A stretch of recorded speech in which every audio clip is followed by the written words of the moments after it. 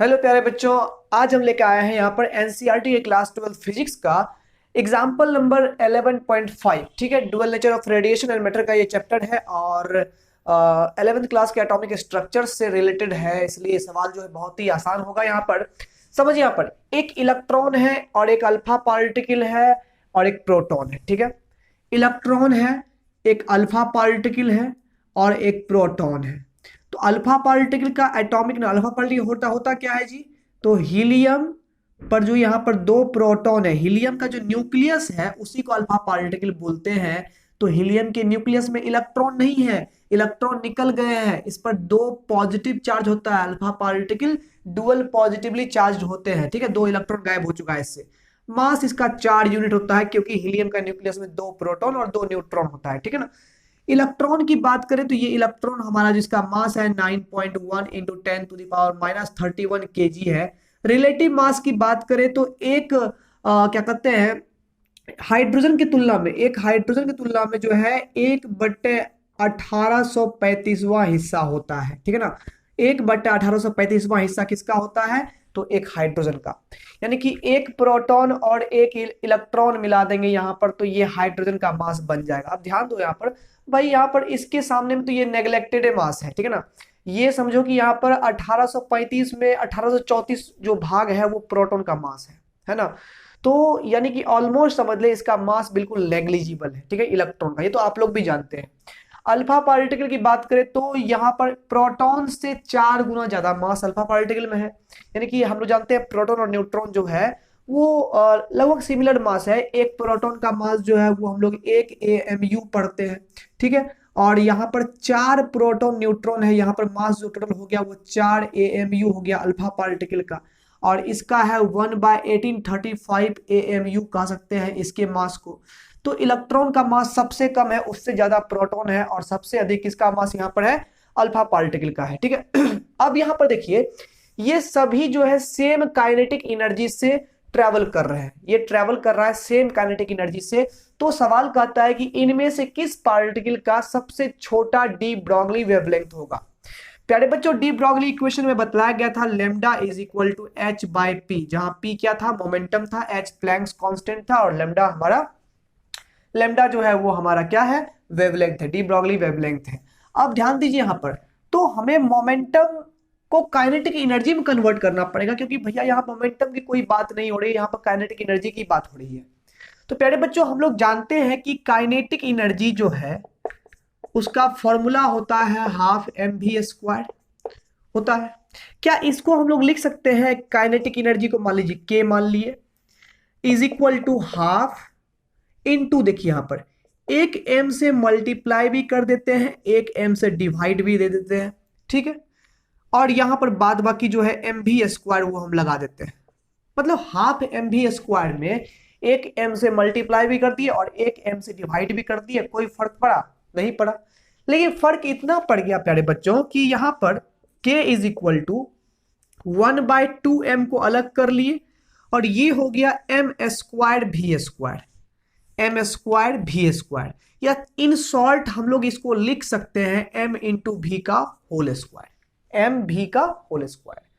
और एम भी क्या होता है? मास इंटू वेलोसिटी, यही तो है मोमेंटम, है ना। तो यहां पर क्या हो जाएगा? k is equal to 1/2m into momentum p। अब p का क्या हो गया? यहाँ पर स्क्वायर हो गया। यहां से भी क्या लिख सकते हैं हम लोग? p² is equal to 2 into k into m कर सकते हैं, 2 इंटू के इंटू एम कर सकते हैं। के एम किलोमीटर नहीं पढ़ दो, इसलिए यहां पर हम 2 इंटू एम इंटू के कर देते हैं। अब ठीक है ना। अब देखो यहां पर, तो यहां से p का वैल्यू क्या आ जाएगा? √2 इंटू एम इंटू के हो जाएगा। नहीं, दोनों बगल अगर स्क्वायर रूट ले लेते हैं तो यहां पर p² का रूट खत्म हो जाएगा और यहां पर √2 इंटू एम इंटू के हो जाएगा। यहां से एक बात तो है कि भैया हमारा जो मोमेंटम है, ये देखिए 2 तो कांस्टेंट ही है, काइनेटिक एनर्जी भी सबकी बराबर है, तो काइनेटिक एनर्जी से भी पता नहीं लग पाएगा किसका डी ब्रॉगली वेवलेंथ छोटा होगा या बड़ा होगा, क्योंकि सबका काइनेटिक एनर्जी सेम है। तो डिपेंड किस पर कर रहा है हमारा डी ब्रॉगली वेवलेंथ? और हमारा जो मोमेंटम फिलहाल है वो डिपेंड किस पर कर रहा है? मास पर।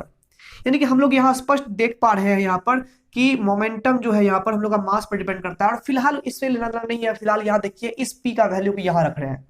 तो यहां पर क्या होगा, lambda is equal to h by p है, और h बाय पी की जगह पर h बट्टे हम लोग लिख सकते हैं, p की जगह पर यहां पर लिख सकते हैं 2 इंटू एम इंटू के का रूट कर दिया, लेमडा का वैल्यू हो गया। अब देखिए h भी कांस्टेंट है, 2 भी कांस्टेंट है, काइनेटिक एनर्जी भी सारी पार्टिकल के लिए कांस्टेंट है, तो लेमडा का पता किससे चलेगा, m से चलेगा, मास से, क्योंकि यही एक चीज है जो सबकी अलग अलग है।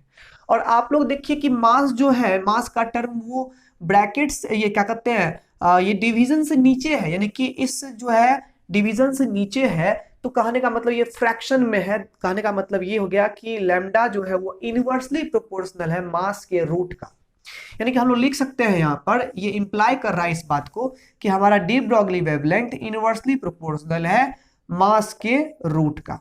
क्या कोई दिक्कत, क्योंकि ये दोनों तो कांस्टेंट ही है, काइनेटिक एनर्जी भी कांस्टेंट है, 2 भी कांस्टेंट है, तो कांस्टेंट निकाल दिए, इसको लिख दिए यहां पर lambda is inversely proportional to mass under root. ठीक है, यानी कि अब जो है ये मास जिसका जितना ज्यादा होगा उसका डी ब्रॉगली वेवलेंथ उतना छोटा होगा, मास बढ़ेगा, यहाँ इनवर्सली प्रोपोर्शनल, इसका मतलब हो गया ये बढ़ेगा तो ये घट जाएगा। तो प्यारे बच्चों बताइए, यहां पर आपको पूछ रहा है शॉर्टेस्ट डी ब्रॉगली वेवलेंथ, आपको डी ब्रॉगली वेवलेंथ छोटा चाहिए तो मास क्या करना पड़ेगा, बड़ा लेना पड़ेगा। सबसे बड़ा मास किसका है, अल्फा पार्टिकल का है 4mu, इसलिए तो यहां पर सबसे छोटा वेवलेंथ किसका होगा, तो अल्फा पार्टिकल का ही होगा। सिंस अल्फा पार्टिकल हैज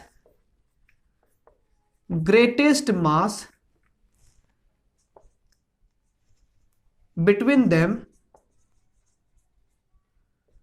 है ना, उनके बीच में जो है अल्फा पार्टिकल का मास जो है सबसे ज्यादा है, so de Broglie wavelength lambda is shortest for alpha particle, है ना, चूंकि मास बड़ा है इसलिए यहां पर वेवलेंथ क्या होगा, छोटा होगा। प्यारे बच्चों अगर पूछता ग्रेटेस्ट, अगर पूछता डी ब्रॉगली वेवलेंथ के बारे में पूछता तो सबसे कम मास किसका है, सबसे कम मास जो हमारा है इलेक्ट्रॉन का है, तो मास जितना कम होगा उतना वेवलेंथ बढ़ जाएगा, इलेक्ट्रॉन का वेवलेंथ क्या हो जाता, बढ़ जाता। शॉर्टेस्ट वेवलेंथ किसका हो गया, तो यहाँ पर अल्फा पार्टिकल का हो गया। आई होप आपको समझ में आ गया होगा, मैथमेटिकल तरीके से हमने समझाया, वैसे प्रैक्टिकली में याद रखिएगा कि जितना भारी सब्सटेंस होगा उसके लिए डी ब्रॉगली वेवलेंथ क्या होगा, उतना ही कम होगा, और काइनेटिक एनर्जी सेम रहती है तब। ठीक है, कंपेयर करने का ये तरीका आपको कैसा लगा आप कमेंट सेक्शन में जरूर बताइएगा, और अगर ऐसे ही फिजिक्स के वीडियो भी चाहते हैं तो आप हमारे चैनल को सब्सक्राइब जरूर करिएगा, और प्यारा सा लाइक भी इस वीडियो को जरूर दे दीजिएगा। Bye bye.